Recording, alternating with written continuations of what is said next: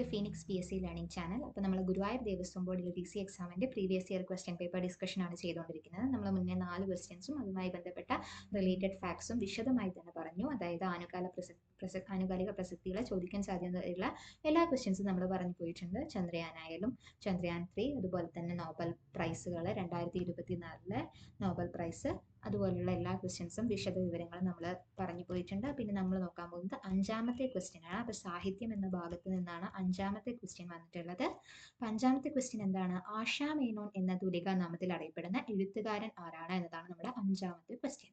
അപ്പോൾ എഴുത്തുകാരൻ തൂലികാ നാമങ്ങളും PSC ആയാലും ദേവസ്വം ബോർഡ് LDC ആയാലും ഇമ്പോർട്ടൻ്റ് ആയിട്ടുള്ള ടോപ്പിക്കാണ്. ഒരിക്കലും നമ്മളത് നോക്കാതെ പോകരുത്. അതുപോലെ അപരനാമങ്ങൾ, എഴുത്തുകാർ, തൂലികാ നാമങ്ങൾ ഈ ഒരു സെക്ഷനിൽ നിന്ന് 1 or 2 മാർക്ക് ഉറപ്പായിട്ടും ചോദിക്കും. അപ്പോൾ അതൊരിക്കലും നമ്മൾ നോക്കാതെ പോകരുത്. അപ്പോൾ ആശാ മേനോൻ എന്ന തൂലികാ നാമത്തിൽ അറിയപ്പെടുന്ന എഴുത്തുകാരൻ ശ്രീകുമാറാണ്. ഓക്കെ, ശ്രീകുമാർ എന്ന എഴുത്തുകാരനാണ് ആശാ മേനോൻ എന്ന തൂലികാ നാമത്തിൽ അറിയപ്പെടുന്ന എഴുത്തുകാരൻ. ക്ലിയർ അല്ലേ? ആശാ മേനോൻ എന്ന തൂലികാ നാമത്തിൽ അറിയപ്പെടുന്ന എഴുത്തുകാരൻ എന്ന് പറയുന്നത് ഓപ്ഷൻ B ആണ് ആൻസർ എന്ന് പറയുന്നത്. ശ്രീകുമാർ ആണ് ആശാ മേനോൻ എന്ന തൂലികാ നാമത്തിൽ അറിയപ്പെടുന്ന എഴുത്തുകാരൻ. എല്ലാവരും ക്ലിയർ ആണെന്ന് വിശ്വസിക്കുന്നു. അപ്പൊ നമ്മൾ ഇനി കുറച്ച് എഴുത്തുകാരും തൂലികാ നാമങ്ങളും ആണ് നോക്കാൻ പോകുന്നത്. അപ്പോൾ അതായത് സാധാരണയായിട്ട് PSCയിൽ ചോദിക്കുന്ന കുറച്ച് എഴുത്തുകാരെ കുറിച്ച് പറയാം. അതിനു മുന്നേ ശ്രീകുമാറിനെ കുറിച്ചുള്ള കുറച്ച് വിശദ വിവരങ്ങൾ നമുക്ക് നോക്കാം. അതായത് ഉപന്യാസങ്ങൾ, ലേഖനങ്ങൾ, യാത്രാ വിവരണങ്ങൾ എന്നിവയിലൂടെയാണ് അദ്ദേഹം ശ്രദ്ധേയനായത്. ഇമ്പോർട്ടൻ്റ് ആയിട്ടുള്ള കൃതികൾ എന്ന് പറയുന്നത് പുഴയുടെ ആഴങ്ങളിൽ, ഭൂമിഗീതങ്ങൾ, കണ്ണാടിയിലെ വസന്തം, സ്വപ്നഭൂമിയിലൂടെ. അപ്പോൾ നമ്മൾ അറ്റ്ലീസ്റ്റ് നമുക്ക് എന്തറിഞ്ഞിരിക്കണം? ആശാ മേനോൻ എന്ന തൂലികാ നാമത്തിൽ അറിയപ്പെടുന്ന വ്യക്തി ആരാണ് എന്നുള്ളത് നമുക്ക് അറിഞ്ഞിരിക്കണം. ആരാണ് ആശാ മേനോൻ എന്ന തൂലികാ നാമത്തിൽ അറിയപ്പെടുന്ന വ്യക്തി എന്ന് പറയുന്നത്? ശ്രീകുമാറാണ്. ക്ലിയർ അല്ലേ? അപ്പോൾ അതാണ് ഇമ്പോർട്ടൻ്റ് ആയിട്ടുള്ളത്. അപ്പോൾ നമുക്കിനി ബാക്കി കുറച്ച് ഫേമസ് ആയിട്ടുള്ള, അതായത് PSCയിൽ ഇതുവരെ ചോദിച്ചിട്ടുള്ളതിൽ ഫേമസ് ആയിട്ടുള്ള കുറച്ച് ആൾക്കാരെയും അവരുടെ തൂലികാ നാമങ്ങളെയും കുറിച്ച് പറയാം. ഉറൂബ് PC കുട്ടിക്കൃഷ്ണന്റെ തൂലികാ നാമമാണ് ഉറൂബ് എന്ന് പറയുന്നത്. നമുക്ക് അത്രയും പരിചയമുള്ളതാണ് അല്ലേ? അത് മിക്ക ആൾക്കാർക്കും അറിയാവുന്നതാണ്. PC കുട്ടിക്കൃഷ്ണനാണ് ഉറൂബ് എന്ന് പറയുന്നത്. ഓക്കെ, പിന്നെ C കേശവൻ നായർ എന്ന സാഹിത്യകാരന്റെ തൂലികാ നാമമാണ് കേസരി. കേസരി എന്ന തൂലികാ നാമത്തിൽ അറിയപ്പെടുന്ന സാഹിത്യകാരനാണ് C കേശവൻ നായർ. കേസരി എന്ന തൂലികാ നാമത്തിൽ അറിയപ്പെടുന്ന സാഹിത്യകാരനാണ് C കേശവൻ നായർ എന്ന് പറയുന്നത്. ഓക്കെ അല്ലേ? സഞ്ജയൻ, മാണിക്കോത്ത് രാമുണ്ണി നായരാണ് സഞ്ജയൻ എന്ന തൂലികാ നാമത്തിൽ അറിയുന്നത്. ഓക്കെ, മാണിക്കൂത്ത് രാമുണ്ണി നായരാണ് സഞ്ജയൻ എന്ന തൂലികാ നാമത്തിൽ അറിയപ്പെടുന്നത്. അപ്പോൾ ഈ മാണിക്കോത്ത് രാമുണ്ണി നായരെ ആലോചിക്കാൻ നമ്മുടെ രാമൻകുട്ടി അല്ലെ, നമ്മുടെ കല്യാണരാമനിലെ രാമൻകുട്ടിയെ ആലോചിച്ച് വെച്ചിട്ട് രാമൻകുട്ടി പേര് മാറ്റി സഞ്ജയനായിരുന്നോ സഞ്ജയ് ആയിരുന്നോ അങ്ങനെ വല്ലതും ആലോചിച്ച് വെച്ച് കഴിഞ്ഞാൽ നമുക്ക് കുറച്ചുകൂടെ നന്നായിട്ട് കിട്ടും. ഓക്കെ, അപ്പൊ മാണിക്കോത്ത് രാമുണ്ണി നായരാണ് സഞ്ജയൻ പൊതുവെ എപ്പോഴും ചോദിക്കാറുള്ളതാണ്. സോ മാണിക്കോത്ത് രാമുണ്ണി നായരെയാണ് സഞ്ജയൻ എന്ന തൂലികാ നാമത്തിൽ അറിയപ്പെടുന്നത്. ഇനി KC അബൂബക്കറാണ് ഇടമറുകൻ. ഇനി കോവിലൻ നമ്മൾക്ക് വളരെ പരിചിതമായ ഒരു തൂലികാ നാമമാണ് VV അയ്യപ്പൻ എന്ന് പറയുന്ന സമയത്ത് അയ്യപ്പൻ കോവിലാണ് അങ്ങനെ മറ്റും ആലോചിച്ച് വെക്കാം അല്ലെ. അതായത് അയ്യപ്പൻ നമ്മുടെ സ്വാമി അയ്യപ്പൻ എവിടെയുള്ളത്? അമ്പലത്തില്, കോവിലാണ് അല്ലെ. അപ്പോൾ VV അയ്യപ്പൻ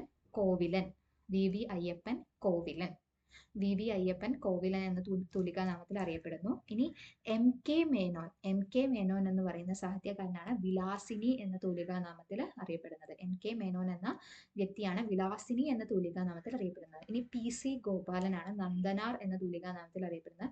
PC ഗോപാലനെ ആലോചിക്കാൻ വേണ്ടി നമുക്ക് പരിചയമുള്ള വല്ല ഗോപാലൻ എന്ന് പേരുള്ള ആളെയൊക്കെ ആലോചിച്ചിട്ട് അയാളെ ഈ നന്ദനാർ എന്ന പേരുമായിട്ട് കണക്ട് ചെയ്യാൻ എന്തെങ്കിലുമൊക്കെ ആലോചിച്ചേക്കും. ഞാൻ പൊതുവെ അങ്ങനെ ചെയ്യാറുള്ളത്. അപ്പോൾ PC ഗോപാലൻ എന്ന വ്യക്തിയുടെ തൂലികാ നാമമാണ് നന്ദനാർ.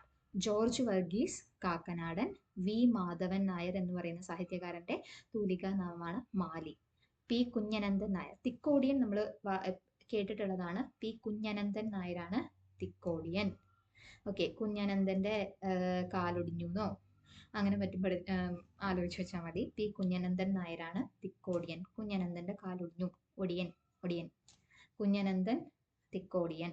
പിന്നെ അക്കിത്തം അച്യുതൻ നമ്പൂതിരിയെ കുറിച്ച് പറയുന്ന സമയത്ത് ഒരു കാര്യം ആലോചിക്കണം. 2019 ജ്ഞാനപീഠം പുരസ്കാരം ലഭിച്ച മലയാളിയാണ്. അതായത് അവസാനമായിട്ട് ജ്ഞാനപീഠ പുരസ്കാരം ലഭിച്ച മലയാളിയാണ് അക്കിത്തം അച്യുതൻ നമ്പൂതിരി എന്ന് പറയുന്നത്. പിന്നെ VT ഭട്ടതിരിപ്പാടിന്റെ അപ്പൻ തച്ചേത്ത്, കെ കേശവൻ നായർ കുറ്റിപ്പുറം കേശവൻ നായർ എന്നാണ്. ജി ശങ്കരക്കുറുപ്പ് ജി എന്നാണ് അറിയപ്പെടുന്നത്. അതൊക്കെ നമുക്കറിയാം അല്ലെ. പി സച്ചിദാനന്ദൻ, ആനന്ദ് എന്ന പേരിൽ അറിയപ്പെടുന്നത് പി സച്ചിദാനന്ദനാണ്. അതായത് ആ സച്ചിദാനന്ദൻ, ആനന്ദൻ ആ ഒരു പേരിൽ തന്നെ ഉണ്ട് അല്ലേ. അപ്പൊ ആ ഒരു സച്ചിദാനന്ദനിലെ ആനന്ദിനെ എടുത്തിട്ട് ആലോചിച്ചാൽ മതി. അപ്പൊ പി സച്ചിദാനന്ദന്റെ തൂലികാനാമം ആനന്ദാണ്. M S Vijayan, M S വിജയന്റെ തൂലികാനാമം മുല്ലനേഴിയാണ്. വടക്കേ കൂട്ടാല നാരായണ നായരാണ് വി കെ എൻ എന്ന പേരിൽ അറിയപ്പെടുന്നത്. അതായത് അതിന്റെ ഫുൾ ഫോം ആണ്. ക്ലിയർ അല്ലേ. അപ്പൊ ഇത്രയും തൂലികാനാമങ്ങളെങ്കിലും നമ്മൾ അറിഞ്ഞിരിക്കണം.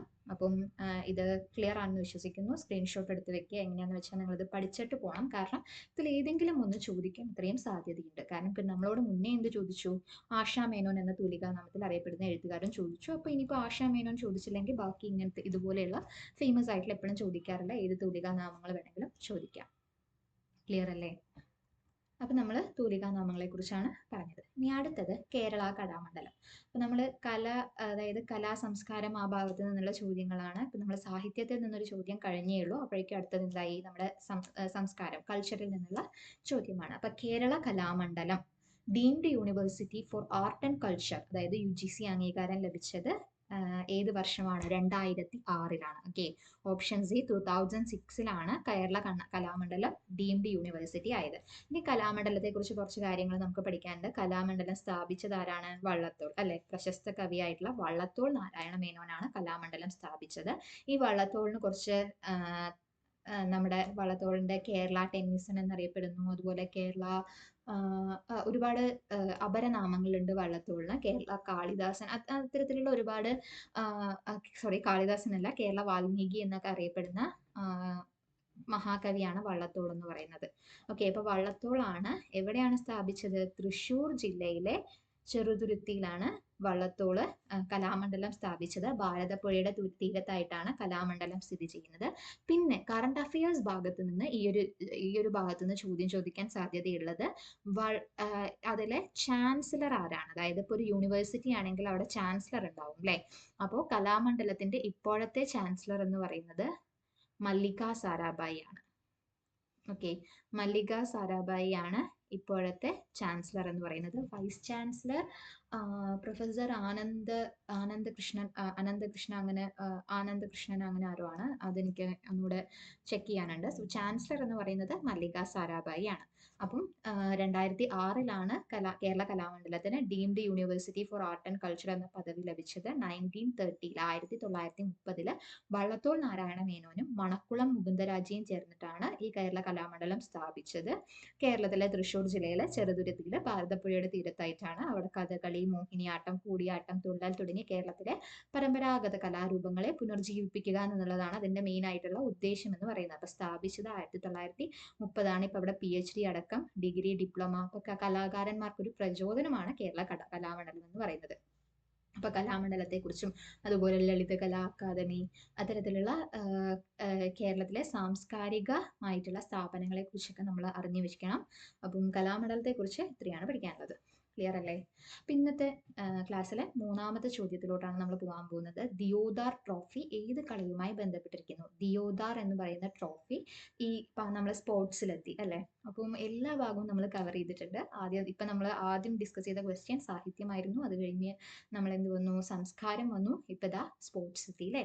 അപ്പോൾ ദിയോദാർ ട്രോഫീസ്, സ്പോർട്സ് പൊതുവേ നമ്മളധികം ശ്രദ്ധ കൊടുക്കാത്തൊരു മേഖലയാണ്. പക്ഷെ നമ്മൾ സ്പോർട്സ് നന്നായി നോക്കിയിട്ട് പോകണം. കാരണം 1-2 മാർക്ക് സ്പോർട്സിന് എന്തായാലും ഉണ്ടാവും. അപ്പൊ ദിയോദാർ ട്രോഫി ഏത് കളിയുമായി ബന്ധപ്പെട്ടിരിക്കുന്നു എന്നാണ് ചോദ്യം. ദിയോദാർ ട്രോഫി ഏത് കളിയുമായി ബന്ധപ്പെട്ടിരിക്കുന്നതാണ്? ഉത്തരം അറിയാവുന്നവരൊന്ന് കമന്റ് ചെയ്യണേ. ഓപ്ഷൻ സി ക്രിക്കറ്റ് ആണ്. ഓക്കെ. അപ്പോൾ ഇതിപ്പോ ക്രിക്കറ്റിലെ ഒരു ട്രോഫിയെ കുറിച്ചാണ് ചോദിച്ചത്.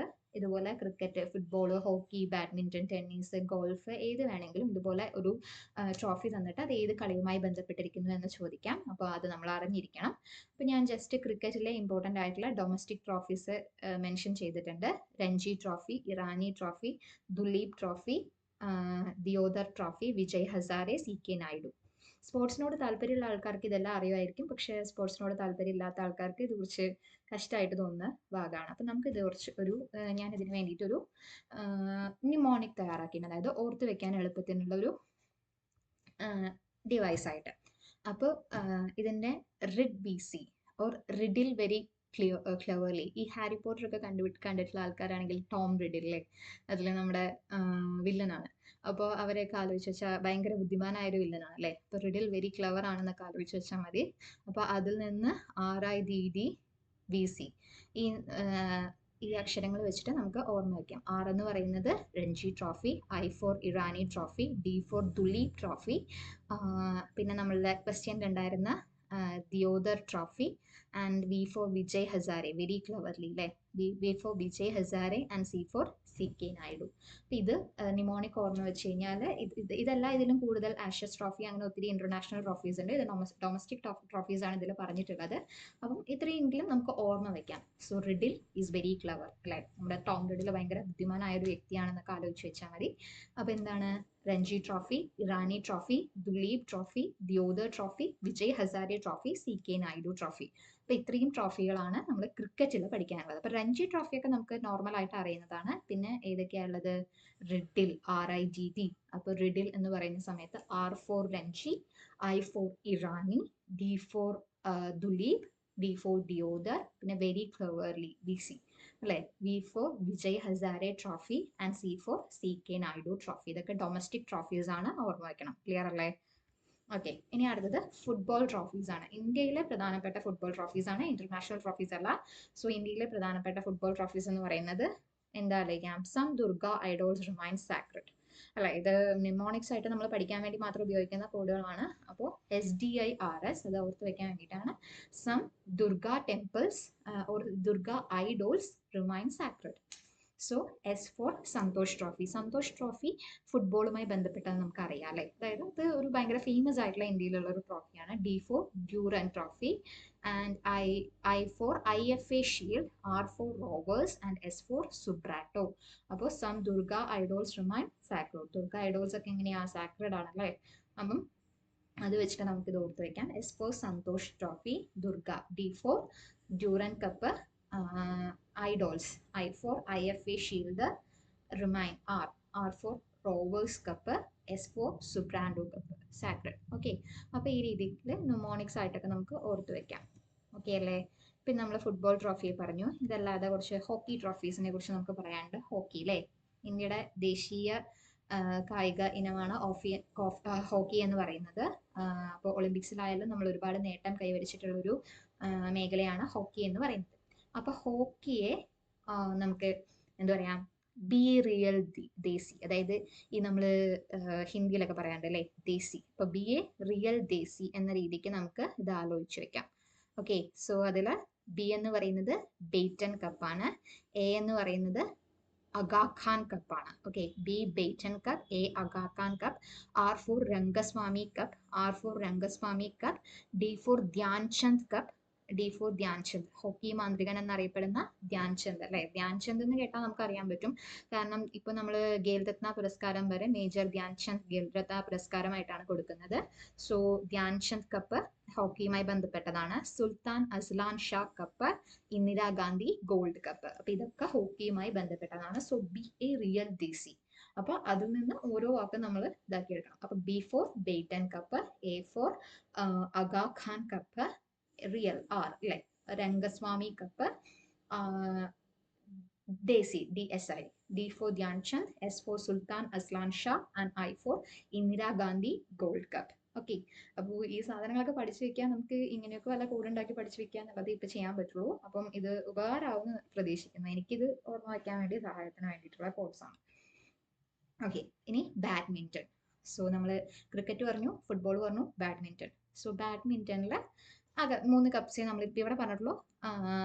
ഇമ്പോർട്ടൻ്റ് ആയിട്ടുള്ള 3 കപ്സ്. Thank you all. അപ്പം നമ്മൾ സോറി എന്താണ്, ഞാൻ തെറ്റ് ചെയ്തു അല്ലേ, ഐ എം ബാഡ്. അപ്പം എല്ലാവർക്കും നന്ദി എന്ന് നമ്മൾ പറയാണ്. ഓക്കെ, ഇപ്പോൾ ബാഡ്മിന്റണുമായി ബന്ധപ്പെട്ട് thank you all. T for Thomas cup, U for Uber cup and A for all England cup. അപ്പൊ Thomas cup, Uber cup, all England cup ഒക്കെ എന്തുമായി റിലേറ്റ് ചെയ്തതാണ്? താങ്ക് യു ഓൾ എന്ന് ആലോചിച്ചാൽ മതി. T for Thomas cup, U for Uber cup, A for all England cup. Okay, badminton. ഇനി അടുത്തത് tennis. ഈ ഡേവിസ് കപ്പ് എപ്പോഴും സ്ഥിരമായിട്ട് PSCകൾ ചോദിക്കാറുള്ള ക്വസ്റ്റ്യൻ ആണ്. അപ്പോൾ ഡോണ്ട് ഫോർഗെറ്റ് ഹിസ്റ്ററി എന്ന് ആലോചിച്ചാൽ മതി. ഓക്കെ, ടെന്നീസിനെ ആലോചിക്കാൻ don't forget history, don't forget history. So D for Davis cup, F for fed cup and H for Hopman cup. Okay, അപ്പോൾ ടെന്നീസ് എന്താ, നമ്മൾ ഒരിക്കലും അതിൻ്റെ കോഡ് എന്ന് പറയുന്നത് ഡോണ്ട് ഫോർഗെറ്റ് ഹിസ്റ്ററി നമ്മൾ ഒരിക്കലും മറന്നു പോകാൻ പാടില്ല അല്ലേ. അപ്പോൾ D for Davis cup, F for fed cup and H for Hopman cup. അപ്പോൾ ഡോണ്ട് ഫോർഗെറ്റ് ഹിസ്റ്ററി എന്ന കോഡ് വാക്ക് ഉപയോഗിച്ചിട്ട് നമുക്ക് ടെന്നീസ് ആലോചിക്കാം. പോളോ എവറി പോളോ പ്ലെയർ, ഇപ്പം ഇതിൽ കൂടുതലുണ്ട്, ബട്ട് നമ്മൾ ജസ്റ്റ് ഇമ്പോർട്ടൻ്റ് ആയിട്ടുള്ള നോക്കുകയാണ്. പോളോയിൽ ഏതൊക്കെയാണ്? Every polo player, E for Ezra Cup, P for Prithviraj cup and P for president cup. Every polo player എന്ന് ആലോചിച്ചാൽ മതി. അപ്പോൾ നമുക്ക് പോളോ ആണെന്ന് ആലോചിക്കാം. Every polo player, E for Ezra Cup, P for Prithviraj cup and C for president's cup. ഇതാണ് പോളോയിലെ important ആയിട്ടുള്ള കപ്പുകൾ എന്ന് പറയുന്നത്. ഇനി അടുത്തത് ഗോൾഫ്. ഈ ഗോൾഫ് എന്ന് കേൾക്കുമ്പോൾ തന്നെ നമുക്ക് ഈ സിനിമകളിലൊക്കെ ഭയങ്കര പണക്കാരായിട്ടുള്ള മനുഷ്യന്മാരാണല്ലേ ഗോൾഫ് കളിക്കുക. അപ്പോൾ എന്താ ആലോചിക്കാം? റിച്ച് വെൽത്തി മാൻ അല്ലേ, റിച്ച് ആയിട്ടുള്ള വെൽത്തി ആയിട്ടുള്ള മനുഷ്യനാണ്. അപ്പോൾ rich for Ryder cup, W for Walker Cup and Man for Masters Cup. Okay, so Ryder Cup, Walker Cup and Masters Cup. Ryder, Walker and Masters. Clear അല്ലേ? അപ്പം നമ്മൾ ഇത്രയും questions ആണ് ഇന്ന് ഡിസ്കസ് ചെയ്തത്. അപ്പം ഇത്രയും കാര്യങ്ങൾ നിങ്ങൾക്ക് ക്ലിയർ ആണെന്ന് വിശ്വസിക്കുന്നു. അപ്പം ഈ ഒരു വീഡിയോ നിങ്ങൾക്ക് ഒരുപാട് സഹായകരമായി വിശ്വസിക്കുന്നു. ഞാൻ പഠിക്കാനായിട്ട് ഒത്തിരി ടിപ്സ് ആൻഡ് ട്രിക്സ് ഉപയോഗിച്ചിട്ടാണ് നിങ്ങൾക്ക് പറഞ്ഞു തന്നിട്ടുള്ളത്. അപ്പോൾ എല്ലാവർക്കും LDC പ്രിപ്പയർ ചെയ്യുന്ന എല്ലാ ഉദ്യോഗാർത്ഥികൾക്കും ഇത് ഉപകാരപ്രദമാകുമെന്ന് വിശ്വസിക്കുന്നു. സോ എല്ലാവരും like, share and subscribe. Thank you.